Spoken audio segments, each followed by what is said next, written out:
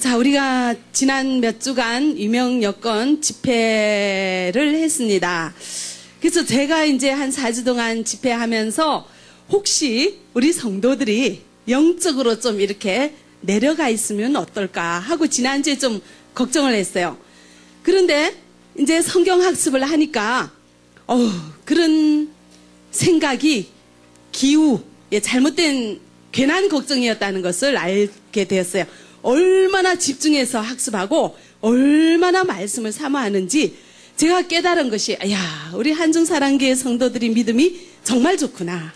네, 아멘. 네, 정말 진심으로 우리 주님 사랑하는구나.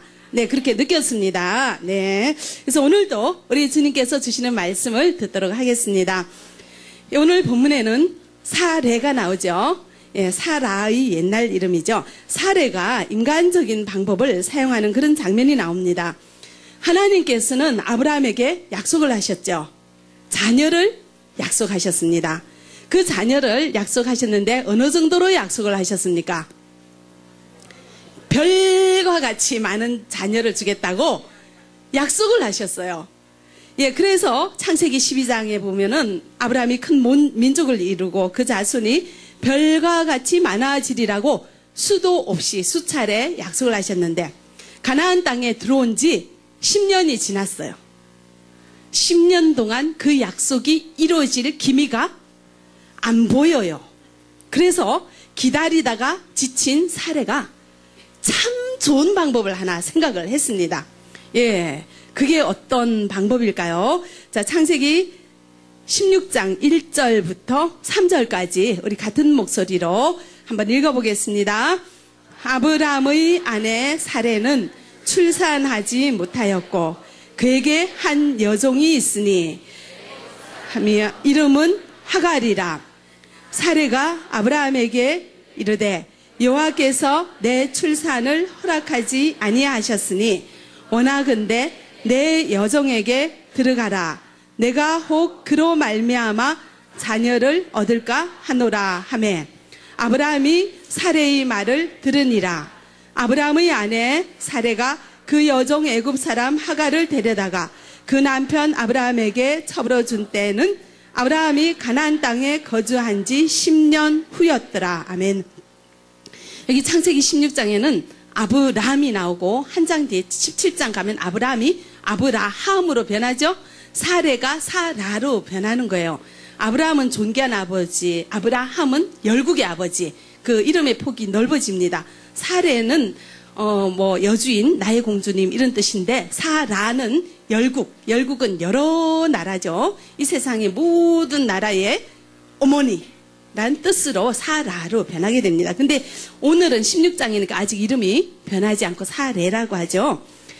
자, 하나님께서는 아브라함에게 자녀가 있겠다고 약속을 했습니다. 그런데 사레는 하나님이 정식 부인인 나를 통해서 아들을 낳는다는 그런 말씀은 들어본 적이 없어요.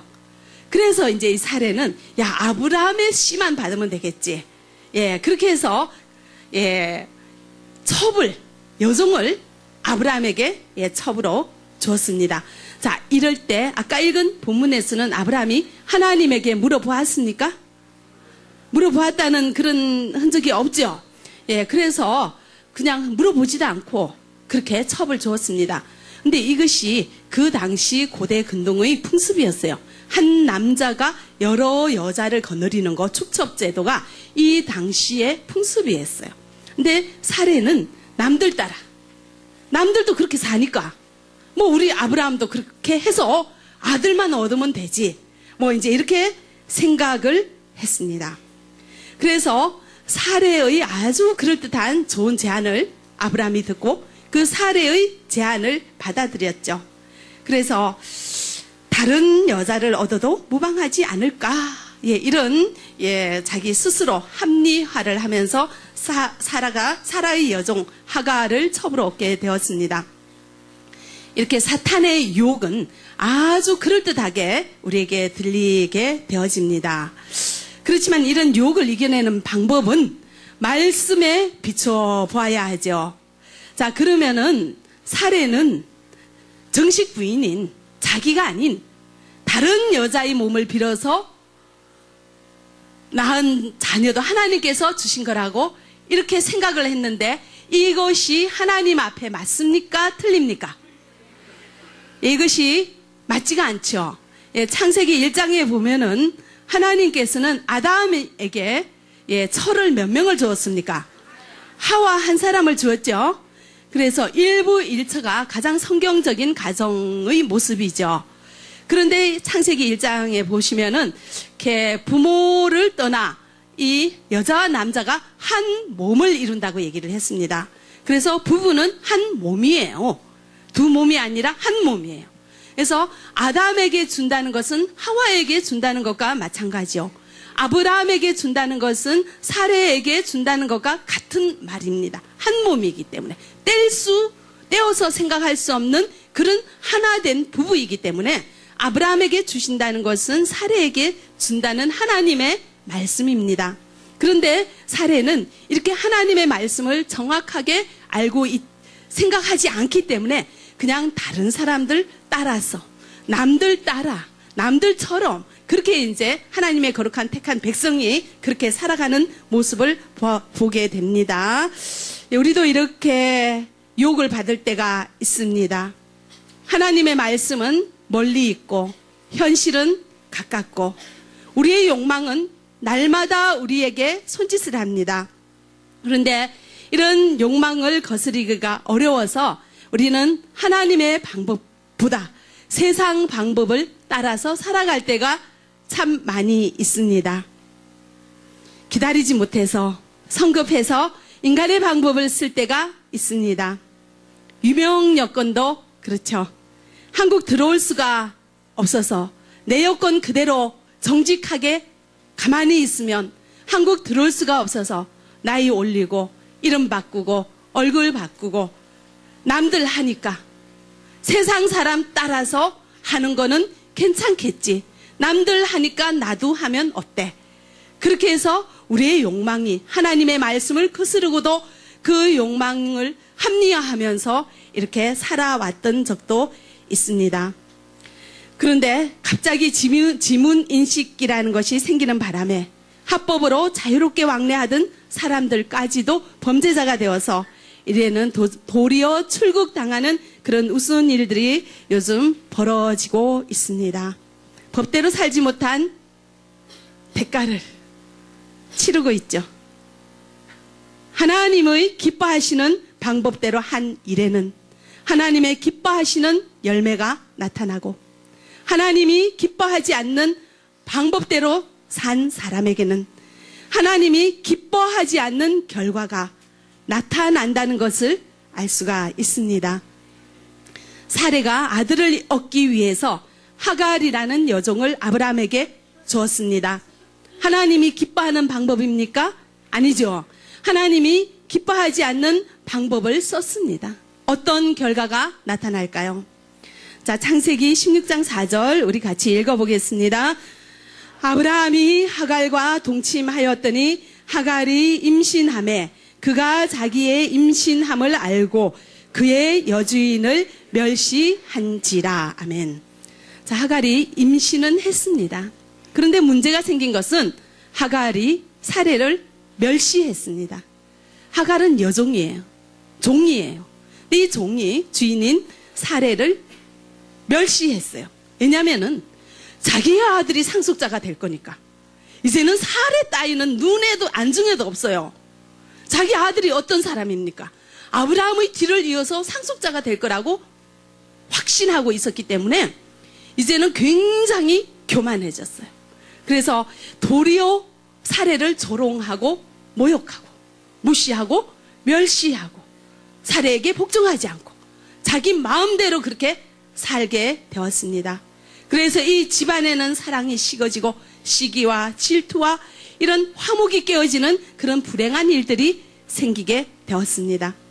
하나님이 기뻐하지 않는 방법에는 하나님이 기뻐하지 않는 열매가 맺힌다는 것을 기억하시기 바랍니다. 하나님께서는 우리에게 6일이라고 하루 쉬라고 하셨습니다. 그리고 그날은 하나님을 경배하라고 말씀하셨습니다. 이것이 하나님께서 원하시는, 기뻐하시는 방법입니다. 우리는 어떻게 살고 있습니까? 2003년도에 저희 교회에 등록하신 분이 계셨어요. 그런데 작년까지 약 10년이죠. 그렇게 교회를 나오시면서 가끔씩 제자훈련을 안 하셨어요. 제자훈련을 못한다는 것은 매주 교회에 나올 수 없다는 거죠. 매주 교회에 나올 수 없다는 것은 매주 돈을 버는 거예요. 그렇게 10년을 쉬지 않고 일을 했습니다. 하나님의 방법입니까? 어떤 일이 일어났는가 하면 이분이 온몸이 굳어지기 시작했어요. 머리에서부터 시작해서 팔, 다리가 한쪽이 굳어지기 시작하고 혼자 걸어 다닐 수조차 없게 되어서 중국으로 돌아가셨습니다. 하나님이 기뻐하시는 방법에는 하나님의 기뻐하시는 열매가 있고요. 하나님이 기뻐하지 않는 방법에는 기뻐하지 않는 열매가 맺힌다는 것을 기억하시기 바랍니다. 우리는 어떻게 살고 있습니까? 하나님의 말씀에 비추어서 살고 있는지, 남들 따라 살고 있는지 여러분들 돌아보시기 바랍니다. 집사님이 나이를 올려서 한국에 오셨대요. 근데 처음에는 그것이 중국에서부터 교회를 다니셨는데 처음에는 그것이 죄라고 생각조차 못했다는 거예요. 예. 왜냐? 다른 사람들이 그렇게 하니까. 교회 다니는 너무나 많은 사람들이 다 그렇게 사니까 이것이 죄인 줄 몰랐다는 거예요. 근데 지지난주에 제가 그걸 죄라고 설교하니까 그때서야 알았대요. 이게 죄구나. 예. 자, 우리는 남들 따라 하는 것이 다 그것이 괜찮다고 생각을 하죠. 그러나 세상에서 살아갈 때 세상 법을 어기면 그거는 세상의 죄인이에요. 그죠? 하나님 자녀된 우리는 하나님 말씀 따라 살아가고 있는지를 봐야 됩니다. 남들 따라 살아가면 안 되죠. 우리는 남들 따라 살아가고 있습니까? 말씀 따라 살아가고 있습니까? 이것이 하나님이 기뻐하시는 방법인지 기뻐하지 않는 방법인지를 비추어 보려면 무엇을 봐야 됩니까? 말씀을 봐야 된다는 걸 여러분들 기억하시고 말씀 따라 살아가는 우리가 되어지기를 바랍니다. 자, 하갈이 사례를 멸시했습니다. 근데 이 원인을 제공한 사람이 누굽니까? 사례죠. 예.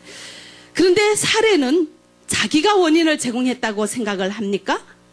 내가 하나님 뜻을 알지 못해서 세상 사람들 하는 대로 따라했다가 이렇게 되었습니다. 하나님 잘못했습니다. 용서해 주세요.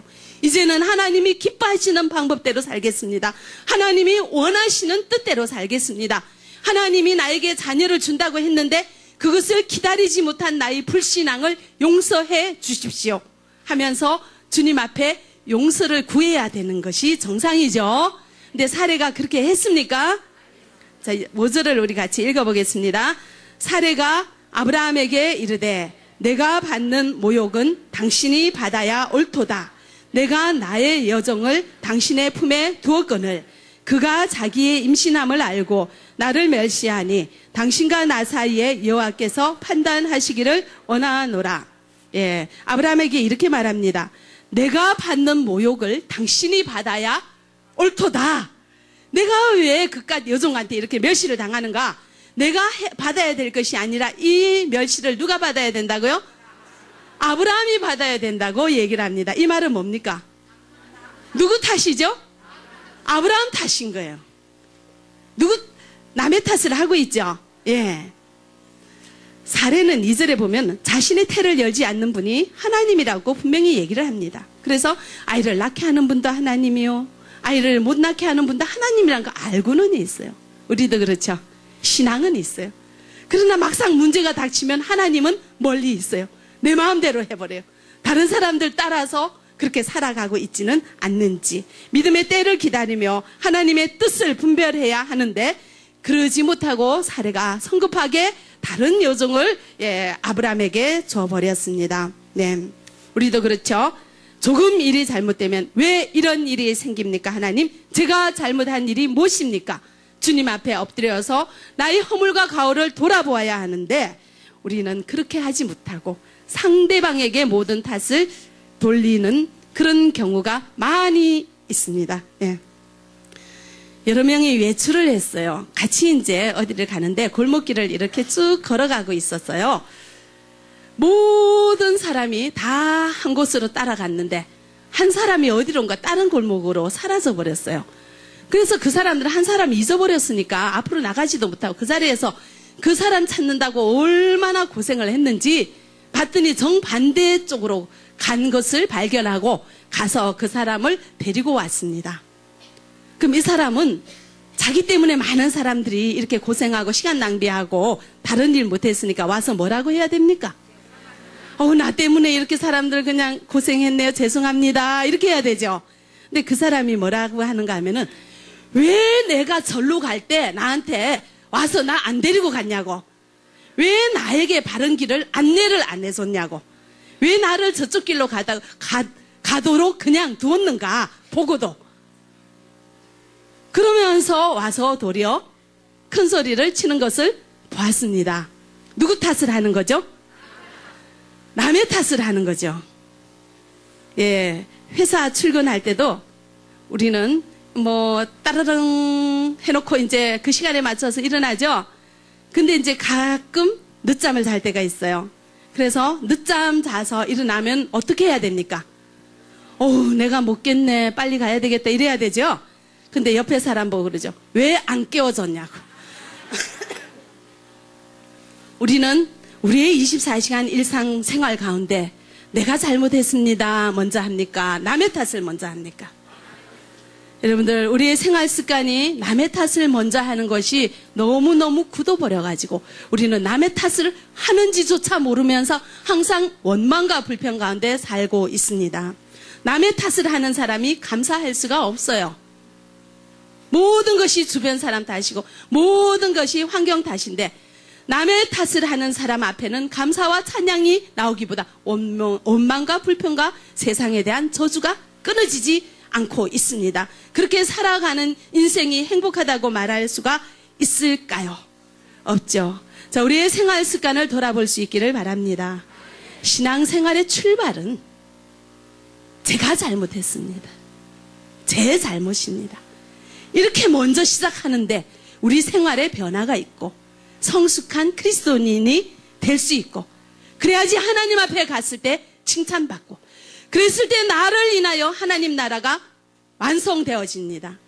그런 우리의 생활을 보면서 다른 사람들이 과연 예수 믿는 사람이 다르구나 칭찬할 때 하나님께 영광 돌리는 귀한 은혜가 우리들의 삶 속에 있어진다는 것을 기억하시기 바랍니다.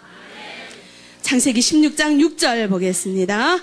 아브라함이 사레에게 이르되 당신의 여종은 당신의 수중에 있으니 당신의 눈에 좋을 대로 그에게 행하라 하매 사레가 하갈을 학대하였더니 하갈이 사레 앞에서 도망하였더라. 자, 이제 당신 때문에 내가 이렇게 고생한다. 당신이 그 원망을 들어야 되는데 하면서 불평하면서 사레가 아브라함을 원망해요. 남의 탓을 하죠. 상대방 탓을 하는데 그 말을 들은 아브라함은 뭐라고 합니까? 당신의 여종은 당신의 손 안에 있으니까 당신의 눈에 좋을 대로 그에게 행하라. 이렇게 얘기를 하죠. 자, 이 말은 뭐예요? 당신 좋을 대로 하라. 그렇게 말하죠. 자, 이 말을 하는 아브라함을 보면은 화를 냅니까? 사례는 화가 나가지고 역정을 내는데 그런 사례를 보면서 아브라함은 참 부드럽게 말을 해요. 당신 좋을 대로 하라. 이렇게 얘기를 합니다. 그런데 지금 사례는 화가 이만큼 나 있으니까 자, 이제 하갈을 내 마음대로 할 수 있어요. 어떻게 하겠어요? 분풀이 다 하죠. 받은 분풀이 다 했더니 학대하게 되고 그랬더니 하갈이 도망가 버렸어요. 자, 사례가 이렇게 된 일은 아브라함이 당신 좋을 대로 하라. 이 말은 얼른 보면 원래 사례를 사랑하는 마음이 있으니까 또 이렇게 부드럽게 말을 하지만 당장 시끄러워지는 게 싫은 거죠. 그죠? 당장 한마디만 했다가 사례가 난리가 나가 가만히 있겠어요. 그러니까 막 시끄러우니까 아유, 당신 좋은 대로 해라. 이렇게 이제 사례한테 떠넘기는 거죠. 그런데 창세기 30장에 보면 야곱의 아내 라헬이 자기에게 아들이 없는 것을 보고 야곱에게 뭐라고 하는가 하면은 내게 자식을 낳게 하라고 투정을 해요. 그랬더니 누구에게 투정을 하냐면 야곱에게 투정을 합니다. 그랬더니 야곱은 성을 내요. 자식을 낳게 하는 이는 하나님인데 왜 나보고 자식을 낳게 하라고 하는가? 이제 이렇게 막 화를 내요. 야곱은 아내가 투정을 할 때 이렇게 화를 냈어요. 그렇지만 바른 말 했어요. 그런데 아브라함은 보면은 성을 내지 않아요. 여러분들은 아브라함이 잘한 것 같아요? 아니면은 좀 다른 면이 있을 것 같아요? 얼른 보면 잘한 것 같죠? 성을 내지 않고 화목을 유지하는 것 같아요. 그런데요, 화를 내지 않는 것은 잘한 거지만 잘한 것도 아니에요. 왜 그런가 하면은 당신 좋을 대로 하라 하면서 사례편은 들어주었지만 이 화가 나 있는 사례를 건드리면 시끄러워진다는 것을 알기 때문에 당장 사례 앞에서 자기가 면피하는 거예요. 사례 비율을 맞추는 거죠. 그러면서 책임을 누구에게 떠넘깁니까? 사례에게 떠넘겨버리는 거예요. 지난번에 우리 집사님이 일하는 집에서 아이가 팔이 부러졌어요. 그랬더니 이 집사님이 몇 날 며칠을 자지도 못하고 먹지도 못하고 맨날 울었어요. 왜 울었을까요? 이게 내 탓이라는 거죠. 내 탓이라는 거죠. 근데 뭐 그 큰애니까 나가서 지가 놀다가 넘어졌는데도 이 집사님은 뭐 잠을 잘 수가 없고 밥을 먹을 수가 없고 그냥 눈물이 나는 거예요. 여러분들도 그렇죠? 우리가 가서 가사일을 돌보거나 아이를 돌보면 그 모든 그 가정의 일은 누구 탓입니까? 내 책임이죠. 그랬을 때 그 책임을 통감하게 되는 것이 우리의 실정입니다. 그런데요, 이 아이를 돌보는 이분이 우리 집사님처럼 내 탓입니다. 죄송합니다. 하나님 앞에 사람 앞에 너무 마음이 아파가지고 이렇게 하지 않고 만에 하나 이렇게 만약에 돌본다면 어떻겠습니까? 분명히 그 집 아이는 내가 돌봐야 될 책임이 있죠. 그렇지만 그 아이를 부르다가 야, 너 오늘 조심해서 놀고 다치지 마라. 좋게 얘기했어요. 그러면서 일한다고 바빴어요. 근데 이 아이는 밖에 나가서 놀다가 팔이 부러져서 들어왔어요. 근데 이 분은 주인한테 가서 얘기를 하기를 나는 그 아이한테 조심하라고 얘기를 했는데 지가 나가서 팔 부러뜨려 왔네요 하면서 그 주인에게 보고만 합니다. 날 이렇게 보고하는 사람 입장에선 그것이 내 책임이래요? 내 책임 아니라는 거예요. 아니라는 거죠. 아이 잘못이라는 거죠.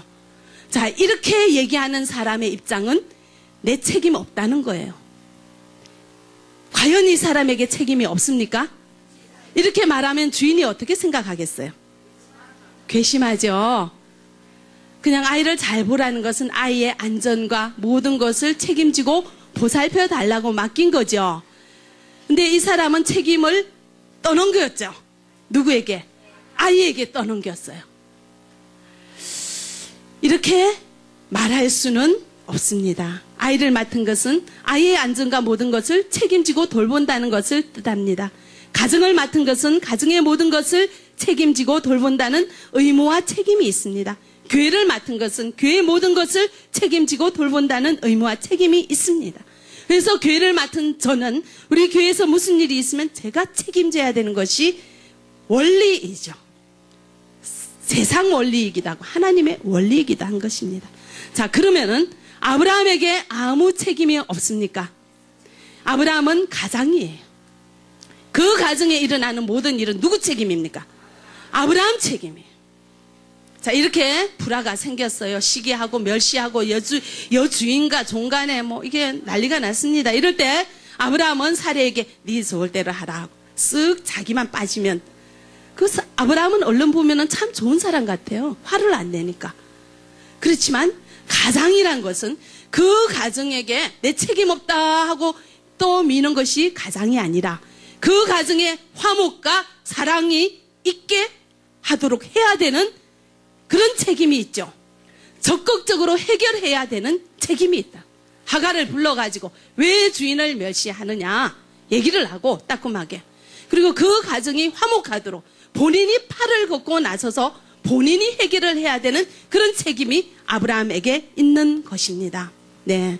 그런데 이 가장의 책임을 아브라함은 버렸어요. 그리고 자기는 좋은 사람 역할만 하는 것입니다. 아브라함도 따지고 보면 자신의 허물을 인정하지 못했죠. 그렇죠. 이렇게 사람은 자신의 허물을 인정하는 것이 참으로 어려운 일인 것 같습니다. 여러분들은 어떻게 살고 있습니까?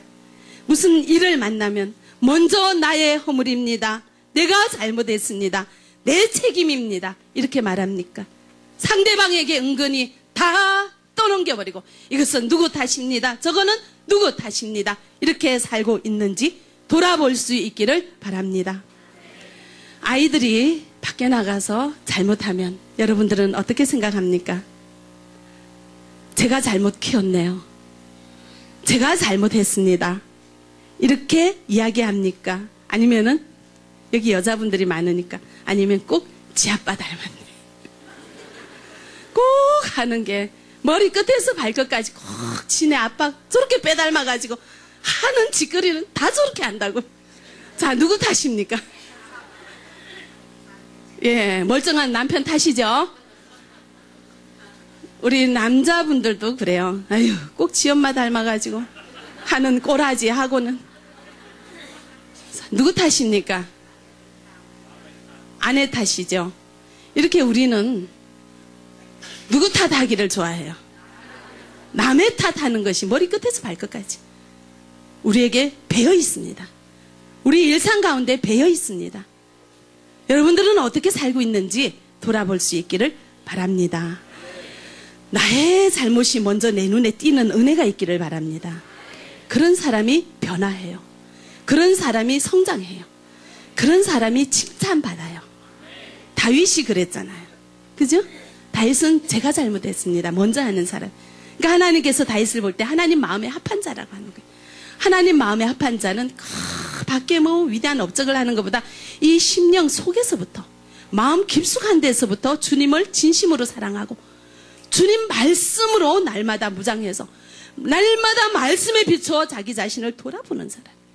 그런 사람이 발전하고 그런 사람이 변화하고 그런 사람이 성장하고 그런 사람이 제자로 세움받을 수 있다는 것을 기억하시기 바랍니다. 그런 사람이 많은 사람들 앞에 본이 되고 그런 사람을 바라보는 우리 동포들이 당신을 보니 예수를 보는 것 같습니다. 당신을 보니 나도 예수를 믿어야 되겠습니다. 이렇게 말할 수 있다는 것을 여러분들 기억하시기 바랍니다. 근데 우리가 아브라함과 사례를 봤어요. 참 부족하죠. 그죠? 아브라함도 은근히 어떻게 했어요? 그 앞뒤 성경을 보면은 어디 가면 죽을까봐 아내를 뭐라고 하라고 했죠? 누이라고 하라고. 아브라함은 자기 체면 가리는 게 참 바쁜 사람이에요. 자기 안전을 먼저 생각하는 것 같아요. 예, 그런데 또 사례도 어떤가 하면은 뭐 이렇게 하면서 뭐 하나님이 사례에게 말했어요. 당신에게 네 몸에서 자식을 낳을 것이다. 89세가 되어도 그렇게 얘기를 했는데 그 말을 믿지 못하고 피식 웃었어요. 얼마나 믿음이 없어요. 이 아브라함과 사례는 그렇게 믿음이 원래부터 좋았던 사람도 아니고 원래부터 완전한 사람도 아니에요. 부족하고 흠이 많고 허물이 많은 이런 불완전한 사람에게 하나님께서는 다가가서 또 언약을 해주시고 또 언약을 해주시고 또 약속을 해주시면서 수십 년 후에 드디어 100세가 되었을 때 아들을 주었습니다. 왜 아들을 줍니까? 약속했기 때문에 아들을 주셨다는 것을 기억하시기 바랍니다. 우리의 모습을 돌아보면 너무나 허물이 많고 너무나 불완전합니다. 그렇지만 우리도 약속의 자녀인 것을 믿으시기 바랍니다. 하나님께서는 성경 말씀을 통하여 우리에게 수많은 약속을 하십니다. 영접하는 자 곧 그 이름을 믿는 자에게는 하나님의 자녀가 되는 권세를 주신다고 약속하셨어요. 하나님의 자녀된 권세를 받은 줄 믿으시기 바랍니다. 우리가 잘해서가 아니라 우리가 완전해서가 아니라 우리가 믿음이 좋아서가 아니라 부족한 이 모습 이대로 주님께서는 돌봐주시고 거두어 주시고 천국 갈 때까지 우리를 보살펴 주시는 줄 믿으시기 바랍니다. 이런 주님을 찬양할 수 있기를 바랍니다. 그런데 우리가 거룩한 하나님 백성 되었으니 정말 해야 하는 한 가지, 정말 잊어버려서는 안 되는 한 가지, 기본 도리예요. 자, 무슨 일이 있으면 말씀에 비추어 보는 겁니다. 사람들 따라 살지 마세요. 남들 하는 대로 살지 마세요. 자, 뭘 따라 살아야 됩니까? 말씀 따라 살아가는데요. 우리가 말씀에 비춰 우리 자신을 보면 잘하는 게 많아요? 못하는 게 많아요? 그럴 때 우리가 해야 될 말, 제가 잘못했습니다. 내 허물입니다. 우리의 탓, 잘못을 인정하시고 남의 탓하지 마시기 바랍니다. 이제부터 우리는 어떻게 남의 탓을 하고 살고 있는지 돌아보시기 바랍니다. 아담도 그랬죠. 선악과를 먹어놓고는 하나님이 주신 저 여자 때문에 내가 먹었습니다. 여자 탓하고 하나님 탓하고. 우리가 이렇게밖에 살 수 없는 것이 우리 아담의 자손이라서 그래요. 자, 이렇게 우리가 살고 있는 우리의 모습을 돌아볼 수 있기를 바랍니다. 반성하시고 고백하시고 회개하시고, 그래서 변화되어지는 우리의 모습을 주님 앞에 드릴 수 있기를 바랍니다. 기도하겠습니다. 사랑의 하나님, 감사합니다. 우리의 부족한 모습 이대로 사랑하시고 우리를 천국까지 인도하시고 보살펴 주는 줄 믿습니다. 약속의 자녀로 약속을 이뤄주실 줄 믿습니다. 그러나 우리가 해야 하는 한 가지, 남의 탓하지 말고 제가 잘못했습니다. 우리의 잘못과 가오를 돌아보는 우리가 되어지게 우리 주님 역사하여 주시옵소서. 예수 그리스도 이름으로 기도합니다. 아멘.